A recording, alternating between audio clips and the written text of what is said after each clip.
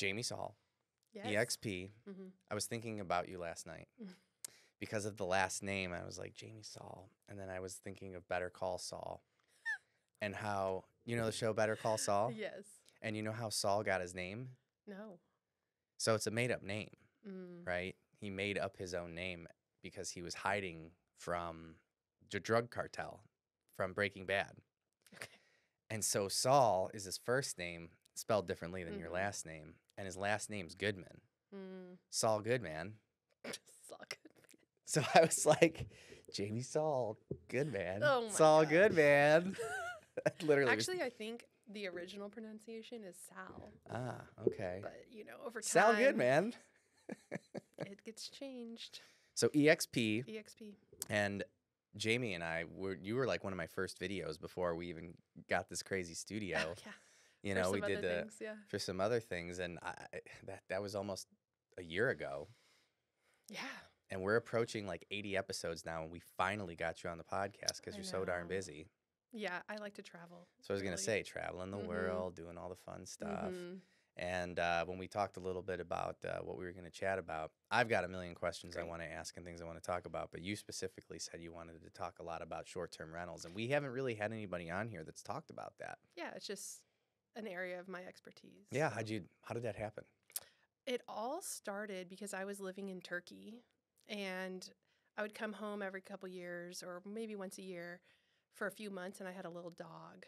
And it was hard for me to find a place to stay for those couple months. So my awesome friends I asked them, hey, they live in St. John, so like pretty central still, Sure. which is a great location for me to come back for a couple months and hang out at. And they had a pretty big yard, and I was like, hey, if I buy a little tiny house on wheels, can I put it in your backyard and use it and stay in there when I come back? And then I can let the dog out. I had a little doggy door put in it and everything. Yeah. And they're like, great. And then as I was overseas, I was like, hey, you know what? I bought that thing for like 50 grand. I was like, it'd be nice to like make a little cash on it or something. Can I throw it on Airbnb? Sure. And they were like, sure. And who knew that I would end up making a ton of money doing that? And that was my very first one that I did. On a tiny home. On a tiny home that cost me 50 grand. Yeah. It was just rolling in the money. It was in an awesome location. It was really cute too. And so from there, I've bought several different properties and done a lot of short-term rentals in Austin and in Florida and some other places. So, but I have a couple here still, and I help people who are interested in that type of thing as well. I'm always interested in people who are interested in that type of thing because, and correct me if I'm wrong, but I feel like you kind of have to have the appetite for that. I mean, you're dealing with multiple people. Mm-hmm. You know, there's people in, there's people out. Mm-hmm. I would envision you maybe have one or two horror stories at least. Very few, but I do have a couple, but nothing insane. Right. And I've been doing it for 5 years. Okay. It's nothing too crazy, but I also have set my business up to be almost completely passive. So I have the cleaners that are co-hosts and know exactly when people are coming and when they're not, or when they cancel, and they know when to be there. They just send me a text when they need toiletries or something got ruined or something like that. And I have set up Airbnb in such a way that like everything's automatic replies. So I might put an hour in every couple weeks. Yeah. But otherwise it's like pretty self-sufficient. I only have to deal with big problems, which are rare, or fixes, just like on any rental home. Yeah. But other than that, it's been a really great passive income source. That is kind of my retirement plan. Do you feel like there is anybody that, you know, this sort of, I don't even know what to call it, like investment is, you know, do you feel there is a type of person that is not cut out for something like this? Oh, for sure. Okay. I actually have a client who bought something that I kind of encouraged them in because they wanted to try it out. Sure. Like 8 months ago. And there's a couple units on this property. Okay. You know exactly who I'm talking about. And because you helped do the loan. That's right. I did the loan. And she wants to sell it now. And it's a great property, and I think that it can be very income producing. In fact, I'm thinking about maybe purchasing it myself because it's a really great property for this. But she doesn't live in town. She doesn't want to deal with it. She doesn't want to know. if it's going to get booked or not. So there are some risks, just like in any other. Yeah. Well, and is that part of it? Like, if someone's thinking about getting into short-term rental, do they necessarily have to live in town? Is it like, No, so I had you made mention a couple in Florida that I Yeah. was overrun. Here's the thing with short-term rentals. You can buy them anywhere, but you need 2 people, really good people in those places. You need an amazing cleaner, Okay. and they are attached to your calendar, and they know when to go and not to go. They know when to tell you when you need stuff. They are really good communicators. They leave all my reviews, so I don't have to do anything like that. I don't do anything, pretty much. If you have a great cleaner, and I've found in both states, I found amazing people. They kind of run it for me, to be honest. And you need a great repairman or handyman that can be on call at any minute to call them if something goes wrong. So, like my Florida house, we went through that hurricane last year. Yeah. And I was like, I needed someone on call that I could call to go board those windows real quick, and if you have someone, it's great, and if not, it's really hard. So it is a little harder when it's out of state because you can't physically go do something if it needs to be done. But if you have those 2 great people set up, it's a great business. So I find with any business, not just what we're talking about now, but with any business, I find that people are very reluctant, or better yet, are always looking to cut corners as far as costs are concerned. And it sounds like what you're describing, and again, correct me if I'm wrong, is that if this is something that you're going to get into, you've got to understand that like there is going to be money associated. You can't just like buy the home and then just collect checks. Like it is ongoing. I would envision that your cleaners and your handyman, like you're paying them. Oh, of course. And I would think they're probably not super expensive, but they're also not like it's the cheapest that you could just find. like with any other Right. income producing machine, it's all a numbers game. Yeah. It's all a numbers game. So, I have enough experience that I can look at a property now and say, this is likely what it will make. This is how much it's going to cost for this. This is how much it's going to cost for this. It's going to cost this much to furnish it. You want to furnish these things really nice. They need to be cute. They can't be cheap. They can't look like grandma's house. I mean, they Yeah, could, but you're not going to make as much money on Sure, it, and that's not what you want. And so I've kind of figured out exactly how it works and what brings in the most people. But it's a numbers game. Does it make sense? Will it passive income, cash flow? Because that's the point. People getting into this business are looking for immediate passive income. Right. Right. Because if not, then it's much easier to just buy a house and rent it out to a normal 1-year lease and not really deal with it. Well, and the reason I bring it up is as the lender, I mean, I can't tell you how many people reach out to me and they want to get into this. And in their minds, when we first kind of connect, they're looking at it like, oh, I'm going to put minimum money down. I'm really not going to do anything. I'm going to put this thing on Airbnb and it's just going to like rent roll. And, I think it's like anything. Yeah. We talk about this in real estate where, one of the topics that's been hot, not recently, but maybe like 3-4 months ago was the whole like NAR lawsuit, right? Oh, yeah. And a lot of what that came down to was you had people that don't know much about this business that ultimately were like, these people are making way too much money, right? I mean, that in a nutshell was what it was. Yep. And I've been noticing with short-term rentals and Airbnb pretty much for the last like maybe 3 or 4 years, when I get in contact with people who want to get into this, not the people who are doing it, but the people who are interested in doing it, they seem to have some sort of misconception that like it's just so easy. And I think it's because of people like you that maybe make it seem easy because, you're not dumb. You know what you're doing. You've done it before. I'm sure there have been mistakes made that you will never make again. Yeah. And that is why when you were like, let's talk short-term rentals, I'm like, I'm pumped because the majority of the people that I have communication with that think they want to do short-term rental, once we start really unpacking all that goes into it, not just like after you buy it, but like the purchase of it, they're like, oh, I don't know if this is going to like make sense. Right. And you also have to know the laws around it. That's a good point. So And touch on that. In Austin, yeah. So they have a couple different rental licenses for short-term rentals in Austin. And a couple years ago, they basically got rid of type 2 short-term rentals. So all you can do is type 1, which means technically, this is all technicality. Sure. You mean people break rules? Yeah. Right. Well, also there's been lawsuits with the state and the city over these exact laws that they have. Okay. And actually, a few years ago, the city went into this lawsuit with the state where the state actually ruled that it's unconstitutional for them to limit these short-term rentals to type 1. So basically type 1 is that it has to be your homestead, it's your primary residence, you're renting out a bedroom or an ADU in the back, but you live there full time. Okay. Or you rent it out full time for a certain amount of time a year, but it's your primary residence and you live in it.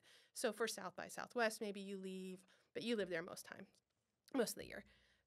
So those are legal, and you can get short-term rental licenses for that still. Okay. Pretty easily, actually, especially if it's your homestead, pretty easy. Type 2 that they basically got rid of a few years ago is buying a house and just putting it immediately turning it into put like it straight on an Airbnb. Airbnb or Vrbo or whatever, and doing a short-term rental. Basically, the city said you can't do that, and people were like, "This is my property; I can do what I want with it." And so they went into this big lawsuit, and the state the state told them, "Hey, you can't actually limit this." And so the laws haven't exactly changed, but they're on their way, and the city has big time pullback on enforcing anything. So I know most people don't even have short-term rental licenses, to be honest, and the people that do wish they didn't. Right. But there's always a little bit of a risk that they would put. Back in the day, one of my very first ones that I had in Windsor Park area, they did shut me down because it wasn't my primary residence. But that was before all this stuff has changed, and I haven't heard of anything since then of them. I don't think they really care, to be honest, unless a neighbor is complaining about noise or something like that. But Well, I think the big deal, and this is something that was kind of shocking to me, was I visited New Orleans like 3 years ago, and there's, what is it, Bourbon Street, right? Mm-hmm. So Bourbon Street, you walk down it, and it was like a ghost town at the time because all of the homes were vacant because a lot of investors bought up all of Rainey Street and turned it into Airbnbs. So every bachelorette party, every bachelor party, all those sort of things. And, long story short, the locals were like, this is complete bullshit. Like, this is our, like sacred street where everybody goes when they come to New Orleans, and it's just full of, just party people because of it being Airbnb. So they stopped allowing for Airbnb on Bourbon Street. Mm-hmm. And now it's like a ghost town because, these investors can't sell them because they're not worth what they were when investors were paying, Airbnb prices. Yeah.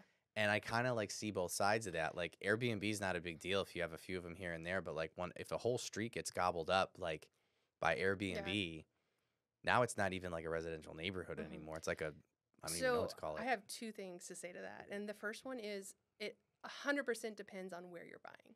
Okay. If you're buying on Rainey Street, right, and you're a primary resident, you better know that your neighbors are probably in Airbnb and there's going to be partying because that's what you do on Rainey Street.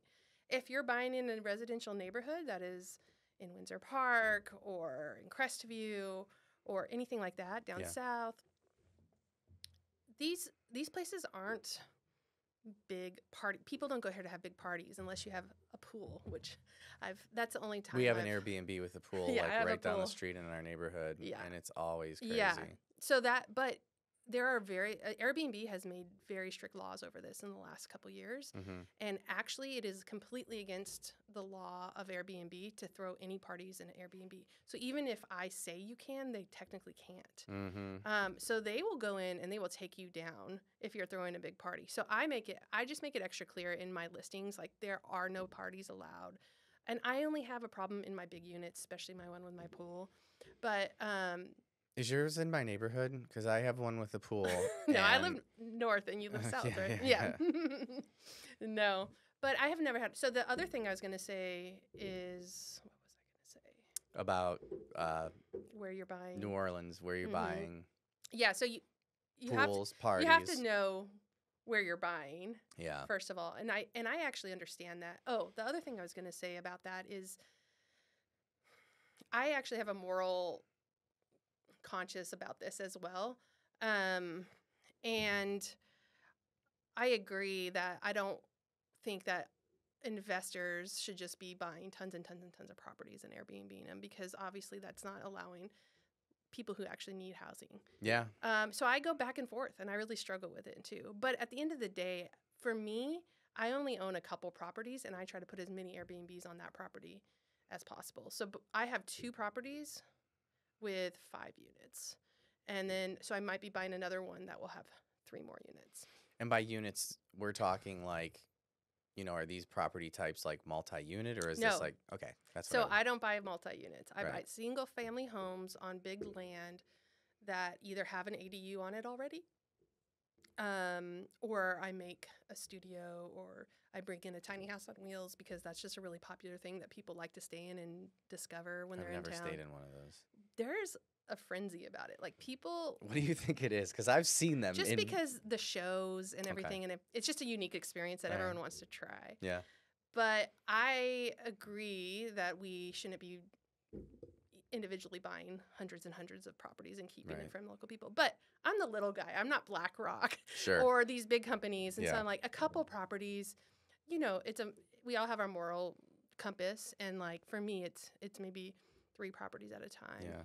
And I just try to put as many units as I It can is a on good each point. one. I mean, you're a real estate agent, so you know what I'm about to say. It is kind of heartbreaking when you see clients that are like writing on properties and not getting their offers accepted Oh, and everything yeah. along those lines. And you've got it's like, well, it was an all cash offer, and it's like, yeah, and now it's a It's rental, horrible, yeah. right? And it's like, I live here, I work Mhm. here, like Yeah. I want to own a home and I can afford one, but I can't get my Yeah. offer accepted Yeah. because we have an all cash Yeah. investor.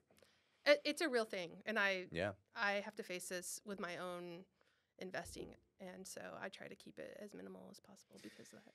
So give us a horror story. These are the videos that do the best. I know this clip will Horror story. definitely get the most views. So what's a Airbnb horror story?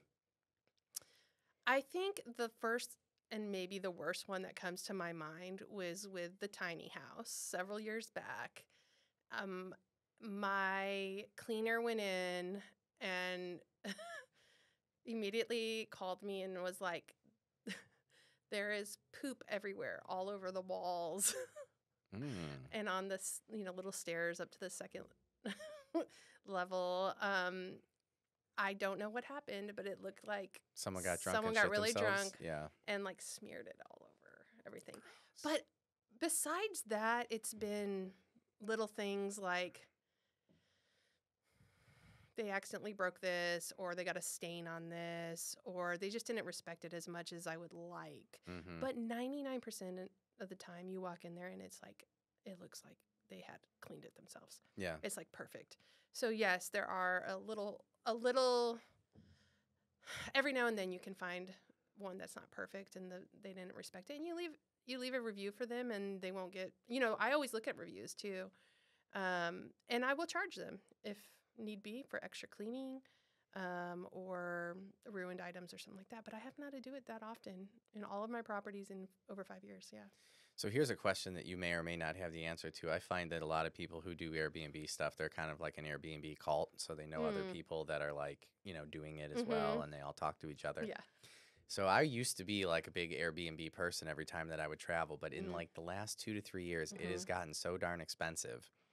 And I have been in what I would consider to be some really crummy Airbnbs. And so, Really?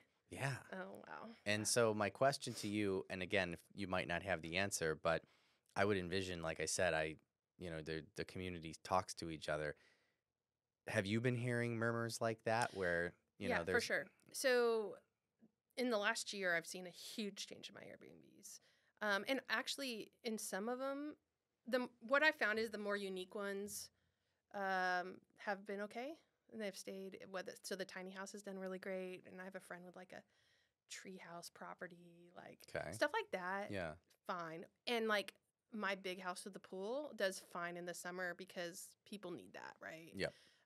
But just a regular house, regular little studio. That's nothing. Those have really dropped in bookings, and the vacancies are really up in the past year. And yeah, there's been all this drama around Airbnb and cleaning fees and blah blah blah blah.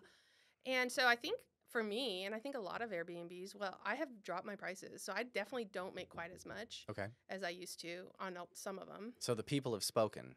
Yeah, and there's things you can do, like put the just raise the price a little bit and put the put the cleaning fee into it or whatever.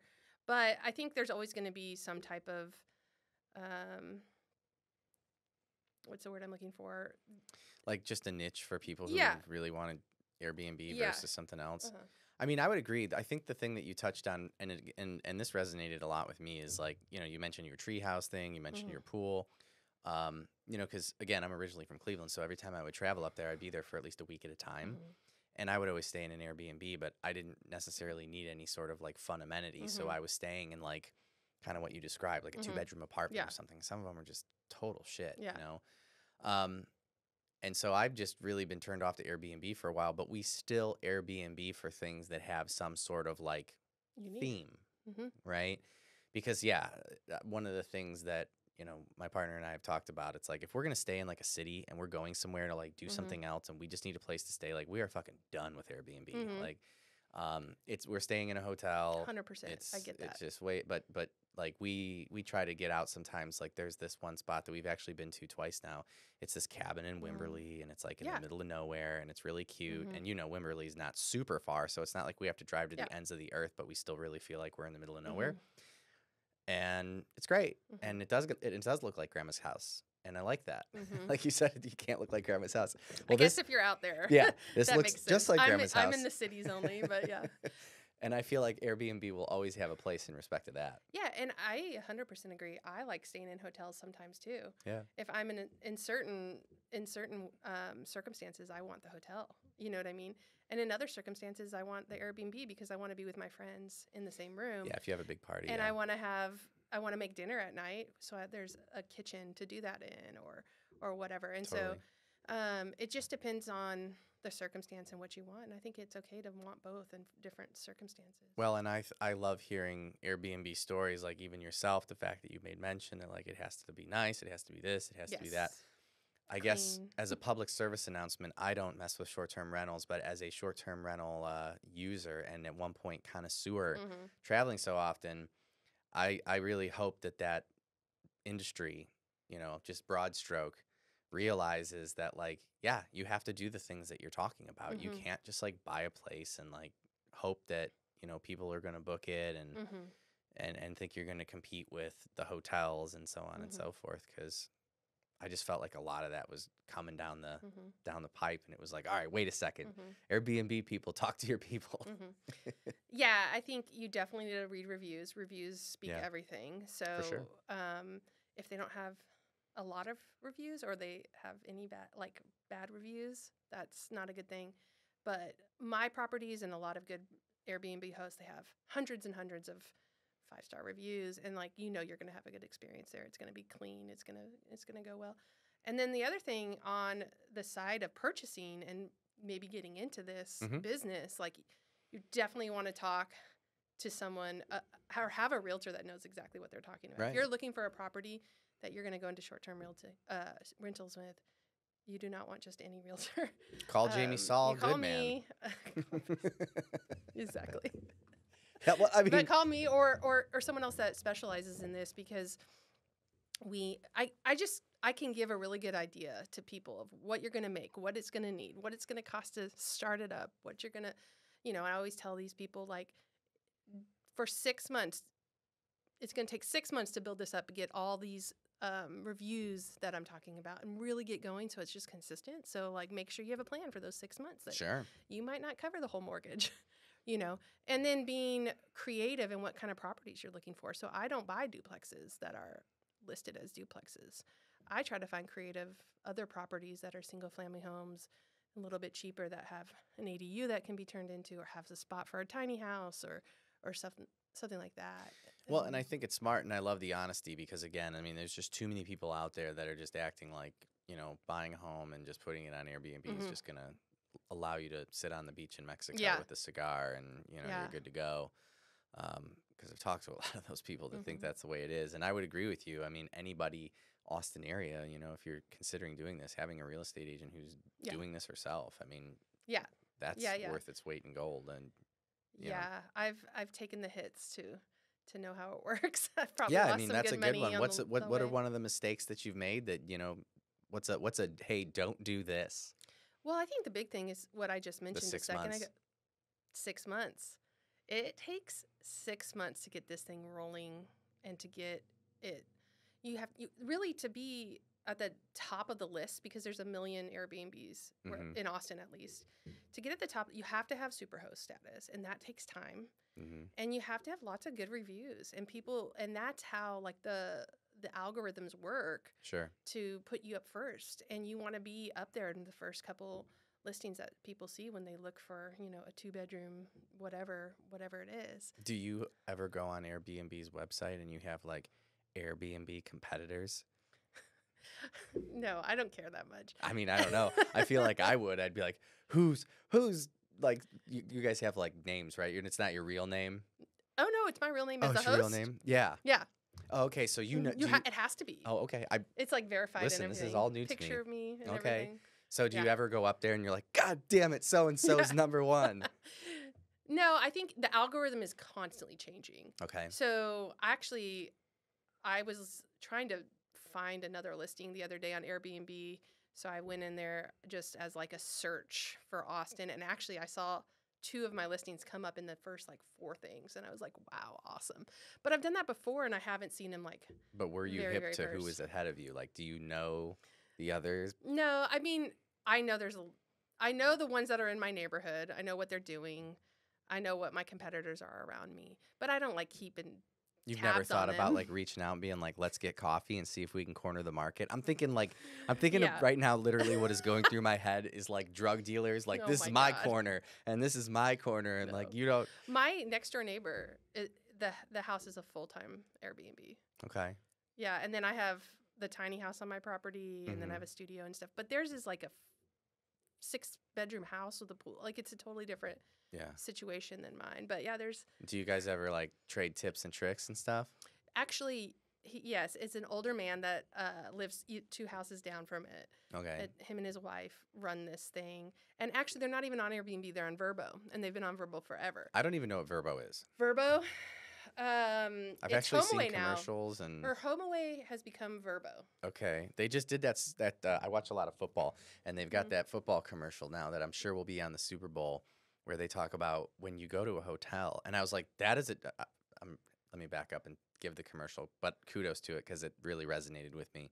And it was like when you go to a hotel with your kid, when it's bedtime, it's like everyone's bedtime because your kid's like sleeping in the hotel with you. Oh, right. Right. And it's like, but then if you do Vrbo, and I'm like, oh, it's Vrbo. It's like, it can be bedtime whenever you want. And then it like, the hotel like expands to a house and the kids in like the upstairs Interesting. Yeah, I've bedroom never and the seen that. parents are like partying and watching like fireworks or something.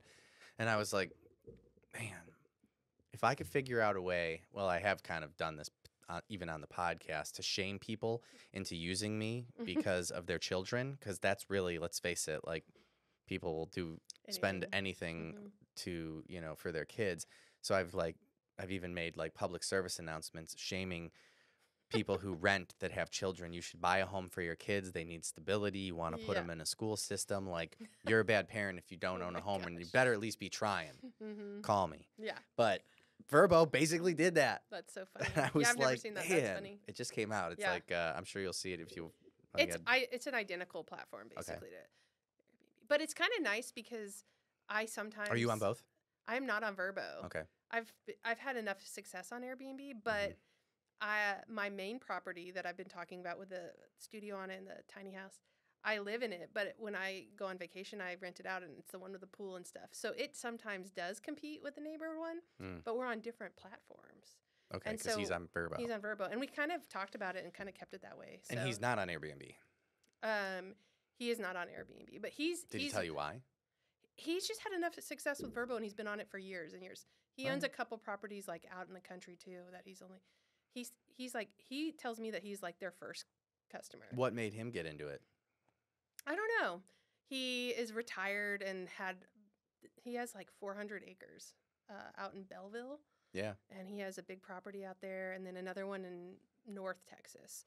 And he started there, and then he bought this house next to us at a foreclosure at the steps of the house like 25 years ago. Interesting. Yeah. Are you do you ever see these Airbnbs where the like host tries to hang out with the guests? Only in other countries. I had one. I stayed in with my parents. When my parents came down to visit, we stayed in. Oh my God, what's the name between Fredericksburg and here on the Pandernellis River? Stonewall, Oh, I don't even know what Stonewall, that is. Texas. No.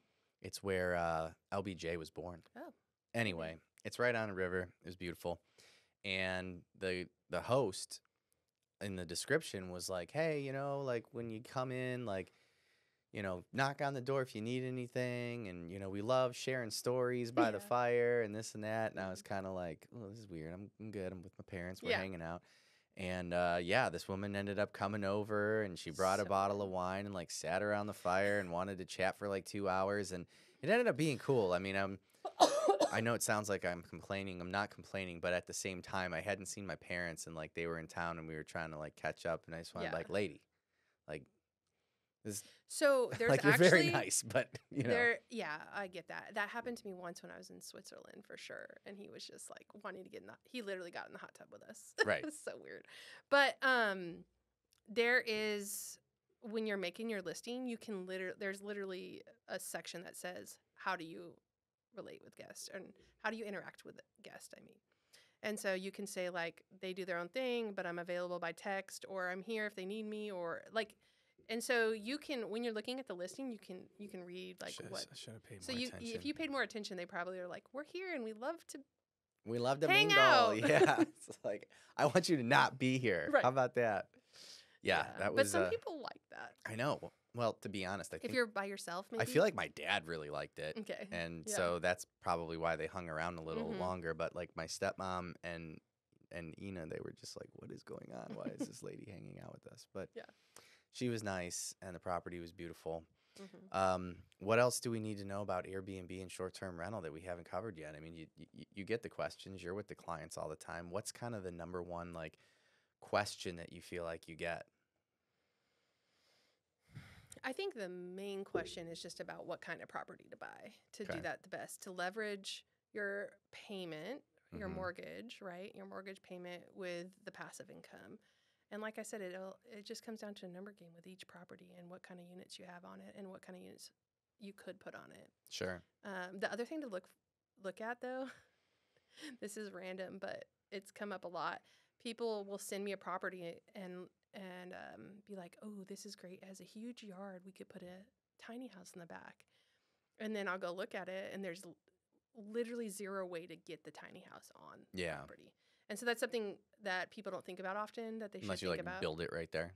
Yeah, or yeah. If you build something on, but if it's on wheels or something like that, there's no way to get it on. So you need to find at least 8.5 feet Sure. so that this thing can get on there. And so a lot of properties won't work for it if they want to do something like that. But yeah, I try to find the more unique properties for people that also Airbnbers will like. And, trying to make it secluded. So my tiny house that's on my half acre, Yeah. it is its own sectioned off, fenced off place with its own pathway, parking spot, and everything. So it's completely Yeah. like their own experience, completely different from my house or my property. And that's big. They're not like walking through my backyard. Have you ever had Airbnb guests try to hang out with you? No. Okay. No. Other It's way like around. very, very separate. Yeah. Yeah. I guess that was a one-off then, because Yeah. that one for me was just so weird. Yeah. The other side of my house has a studio though, and the front door to the studio is right next to my garage. Mm-hmm. So that one's a little bit closer to proximity as my to my house. And with that one, I have had plenty of Airbnb guests try to put in the code to the door to my garage, or even walk into my house thinking it was the Airbnb. So those are the things that you have to. That's why I really like the tiny house on the other side. That's very clearly not my house. I want to talk a little bit more about Vrbo, because now I'm just super interested, because I didn't realize that was like another platform. Is there something that they are claiming to be better at? Not that I know of. I don't know a ton about it, but I have looked at the interface and it looks almost identical. I mean, because the way I'm looking at it is like most companies, when they are, they identify a problem Mhm. and they're like, okay, we're going to be better. Mhm. That's typically how competition occurs. And I'm just curious, like, what is Verbo saying that they're doing? Well, Or Verbo was first. really? Yeah, it was HomeAway, and then it Okay. turned to Verbo. Okay. But HomeAway was before Airbnb? From my understanding, yeah, it's been around for a long time. Because Airbnb really didn't get going big time until probably the last 10 years. Yeah, I agree. And Verbo's been around a lot longer than that. So, HomeAway for sure. And so they're like the OGs. Okay. And Airbnb, I think Airbnb, personally, my neighbor will probably have a different opinion, but I think they've just done a better job marketing. They've done I just wonder what they would say. Who? Verbo? Yeah, like I don't know. we're better because. Yeah, I don't know. I just have Yeah. never really looked into it much because I've been fine on Airbnb. But I know people that have the interfaces work together, so you can have the properties on both.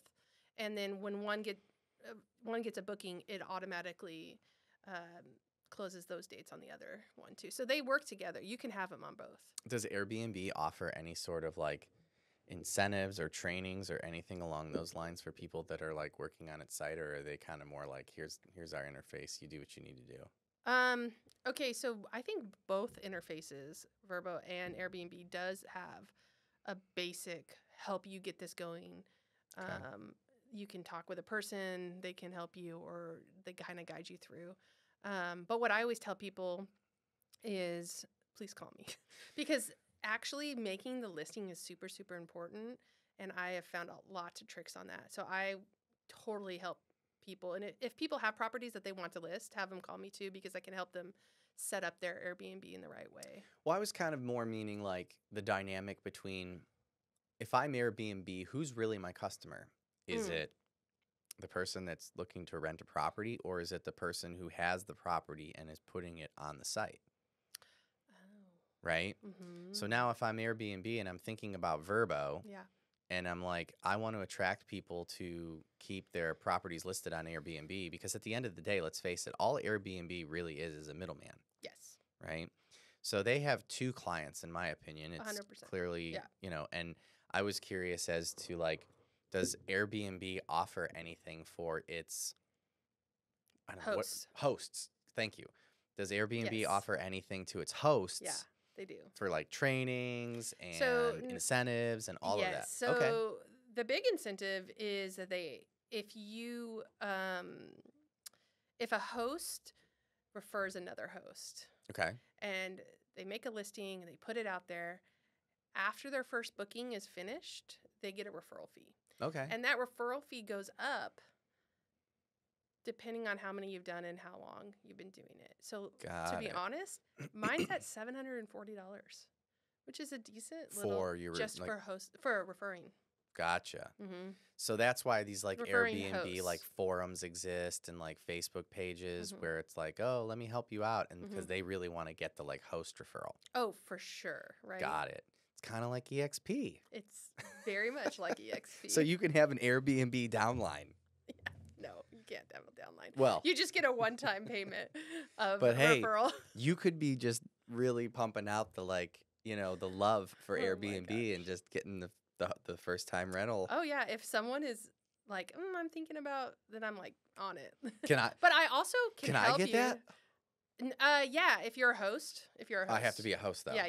I can't just like start encouraging people to buy Airbnbs. Yeah, and it starts lower at like $240, and the more you do and the longer you've been it, they go up. And I think call me. We'll work something out. I talk to people who are doing this all the time. Yeah.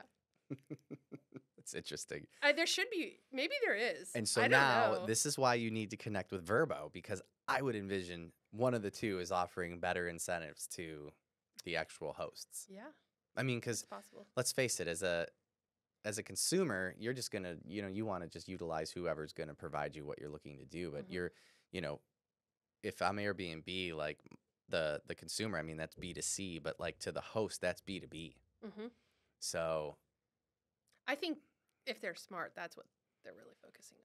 Those companies that are putting those things together are smart. Yeah, of course. Because the other part is just listing it, and the people will come. You know what I mean? If it's in a desired area and so forth. But yeah, they're probably focusing on more of that B2B as they should, in my opinion. Sounds like you need to do some Verbo research, see if you can get yourself some more money. Because, I mean, if I would have known there was competition, I would have been like, well, wait a second. I didn't even know that until right now. That there was a competition. Yeah, I mean, I saw the thing, but I was Mhm. like, I don't know, Verbo. I was like, that's got to be an Airbnb, and I didn't think anything of it. It's huge, too. It's huge. They're doing Super Bowl You know what? commercials. Verbo was way bigger internationally. Okay. And they've started to really hone in America, and they've grown. But I think if you were to look at it 5 years ago, I think Verbo would be probably bigger internationally. Interesting. And Airbnb was bigger in Yeah. America. But Airbnb's huge outside the States now, too. I'm trying to think if I've ever done an international Airbnb. I've done think so. lots. Really? Mm-hmm. Yeah. What's that like? Usually great, unless the host Oh, no, we wants did to one get in in the hot tub with me. We did one in Italy. We did one in the Amalfi Uh-huh. Coast. It was cool. Yeah. It was cool. We were up in the mountains. It was. I think the difference in international is just the cultural differences that you have to be aware of. Yeah. You know what I mean? Yeah. But They didn't have toilet paper. They wanted us to use the bidet. bidet, yeah, Yeah. totally. Yeah. Which, you know what? I dabbled with it. It was a good time. It's not that bad. I lived in Turkey for 5 years, so we got used to it. Yeah. Yeah. It was new to me, but It's a little weird. yeah, I could get used to it. Yeah. You know, it was cold water though. Well, I've heard there's now- warm water ones. Oh, why would you do cold water? I Yeah, didn't have a that's choice. Well, now they have. People talk about their ice plunges and stuff. You Yeah. go ahead and do a cold water bidet, and you're almost my halfway there. But I'm not joking. And like probably at least 10% of houses I show just to clients that are buying houses, bidets are in those houses Like separate bidets or bidet on the toilet. on the toilet, Okay, not separate. right. Yeah. Yeah, I mean separate bidets hardcore. That would be hardcore. Yeah, that's all. That's in all they have Austin, in Texas. Europe. Yeah. Yeah. Well, anything else you want to cover in regards to just real estate in general? I mean, we always we've you kind of even said you're like, what are we going to talk about? I mean, rates are going down. Yeah, rates are going It's a great down. time to buy. Any predictions on? So one of the things that I've been talking about in the last like week or two is, first time home buyers or anybody who doesn't own a home, come and debate me. Like, unless you're living at home with your parents, there's really no reason why you shouldn't be considering buying at any time. Doesn't matter, like at any time.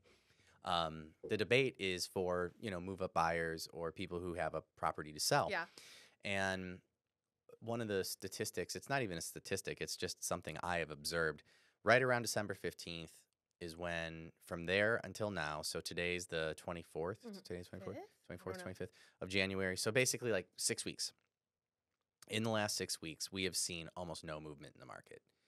And what's interesting to me about that is that I kind of predicted this, but when interest rate volatility slowed down, we started to finally see people go, okay, like now I'm interested in maybe doing something.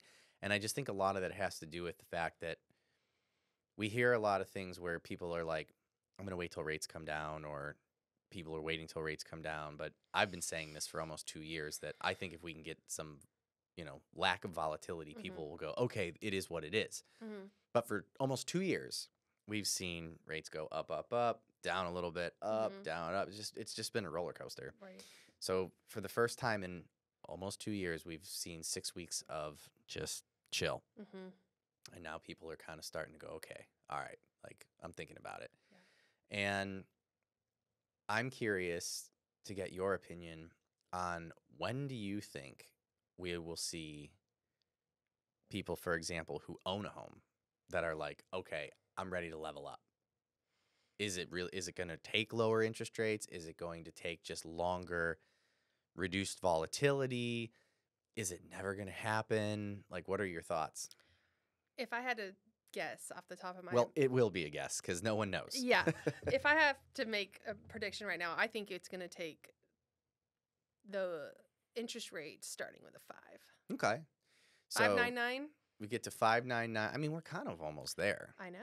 Which Yeah. is good. To be honest, since the beginning of the year, 3 weeks, 3.5 weeks, my business has just gone crazy. Yeah. So many people calling, starting to look, wanting to buy. I've gotten a I'm couple pushing it, contracts. but that's what my point was. Is I'm crediting that to the lack of volatility more than reductions in rates. I mean, we Yeah, haven't well, really- and I think we got up to 8% at one Right. point. So, True. if we're staying in the high sixes, it's doable, especially if we can negotiate buy downs and Of stuff course. like Yeah. that, Yeah. right? Yeah. I agree. But man, we're seeing such great pricing on houses. It's such a great time to buy, and those rates will eventually come down like they always do. Yeah, I saw the predictions of the Mortgage Brokers Association. I saw the predictions of Fannie Mae. I kind of take like all three, and then I kind of just combine them and So what see did what they it say? looks like. Well, the thing that I think is, and I talked about this on a podcast last week, and I really want to keep harping on this because sometimes the omission of facts isn't a lie. And so you're hearing analysts and you're hearing business professionals like myself or even you that are like, rates are coming down. That's true. They're going to come down. The problem that I think is that no one is really being honest. Not honest. We're not lying. No one is, being as detailed to say when we're looking at the interest rate predictions, like we're talking years, right? Yeah. So like, for example, if somebody were to say to me like, Matt, my strike point to buy a home, it's got to be something in the fours, you're going to wait 2 to 3 years. For sure. At least. For sure. And then, and we're not going down to threes. and what's funny is that is exactly what the person on the last podcast said. And I said, look, I've been doing this long enough that I remember in, I was there before 2008. And so at that time we were, operating with interest rates at 6.5%, which for the record, here's a fun fact. If you were to, the average rate is right around 6.5%. Like if you take mortgage rates from all time, it's, average right around in the 6.5% range. But the comment that was made was, well, we'll never see rates that low again. Well, I remember we had in 2008 rates were 6.5%. And then when 08 hit in 09, I remember selling interest rates at like 2.99. Did you? Yeah. And then this is what's even crazier is like, okay, so we went to 2.99, rates went back up. And then in like 2010, 2011, the going rate was in the fours. And people were like, man, and it was kind of like what we deal with now. Like, I want that 2.99, da, da, da, da, da. And we were all saying like, that'll never happen again. That'll never happen again. Well, then in like 2016, rates went down to like 3.5. Wasn't 2.99. Yeah. But it was darn low. Yeah, and I don't think it's never going to go back down to that. Right. It's just going to be... Oh, it'll be a decade. Right, a decade. Yeah. Exactly. And at that point, I mean... You're in a completely different market. If we're waiting for that, then... Well, and so, yeah, that's kind of my point when people are like, oh, I need to get into the fours or I need rates to get to a certain point. It's like, I would love for you to tell me what you think your rate needs to be, and I will tell you how long that's going to take. Yeah. And if you're going to wait more than... I'm going to just say, if you're going to wait more than like 18 to 24 months, then it's just a foolish prediction because you have no idea what that market's going to be like. I mean, markets, don't get me wrong, they don't like change super drastically in a 24-month timeline, but they're different enough to where like it could be a completely different. I mean, 24 months ago was a completely different market. True. I mean, that's a great point. Yeah. So, if it's like I'm waiting for rates to come down because I think they're going to be at this point in 6 months, I mean, we could debate that and maybe you're right, but if you're like, I'm waiting for rates to get to this and I don't care if it's going to be 3 years, and it's like, I'll talk to you in 36 months, I guess. And, maybe you'll still live here. I don't know. Yeah. Yeah. And certainly most likely prices will have gone up at that point as well. So. Well, just through inflation alone, you've got the Fed trying to just get us to 2%. Right. And Austin's an example of something that's been appreciating for over, more like 3 to 5 even in down years. Oh, I feel like it's even higher than that, isn't it? In Austin? Well, I'm saying maybe in down years, right? So even if you were the average is what, 8? Yeah, I'd say I would envision that's correct. But I guess the point I'm trying to make is like even in a down year, let's go 5% because that's easy on math. On a $500,000 property, if you're going to wait 48 months, what does that mean? That $500,000 property, now you're going to have to pay at least $550,000 for it. Yeah. Just through like soft, right. soft appreciation. Yeah. And if we actually do see an uptick, to your point, maybe that 8 to 10% range, that $500,000 home in 24 months is now $600,000. Which we're already seeing that tick by interest rates just going into the 6s, right? And if they keep going down to lower 6s and we hit that 5, it's going to go crazy, I think. And so if they're waiting for 4.5, yeah, might as well come up with a couple $100,000 more because it's going to cost you a lot more to buy that same house. Well, in this whole debate for me, again, I just have to make sure I'm clear when everybody watches this because I get a lot of hate comments on these videos. You know, these things I'm really focused on is not the people who don't own a home. Because if you don't own a home, like you can't even like you can't argue with me. Like that just it doesn't matter what the market is. This is more for the guy who's got like a 3% interest rate on his mortgage, and he is like, you know what, we've outgrown this home, or we just want a bigger home. That's like a huge thing right now. Yeah. right, and that's really what's gonna create buzz in the market. That's what's gonna do it. And and that's debatable, is what I'm trying to say. Yeah. And what I try to tell people, if possible, is rent your house out. Sure. You're going to make a ton more in rent than probably whatever your mortgage is at that 2.75 interest rate. Right. You're going to bring in fact, I have really good friends. We're talking the same thing. They just had a baby. They live off Slaughter, way down south. One of the moms is way up north, past Arboretum working, and now they have this baby. And she bought, one of the wives bought her house in 2014, and they have a $1,600 payment on it, or maybe even less, $1,300 or something like that. And they're like, I like, how do I give this up? And I say, well, you rent this thing out for $2,800. You're putting another, $1,500, $1,200, $1,500 in your pocket. Airbnb it. I know a girl who knows how to do that. But even just a regular rental, and that can go towards your higher payments that are going to be over here. Yeah. So, and I know that's hard for people, but that's a great solution. Yeah. Better call Saul. Better call Saul. Yes. We're going there. We're going somewhere with this. This will resonate with people. You wait and see. And all of a sudden, everyone's going to be like, better call Saul. Yeah, better call Saul. I guess that's my new tagline. They were winning Golden Globes and everything. I was watching it the other week. You're old. Yeah. Tell me about it. I turned 40 this week, so I feel old now. I'm going to be 40 in like 4 months.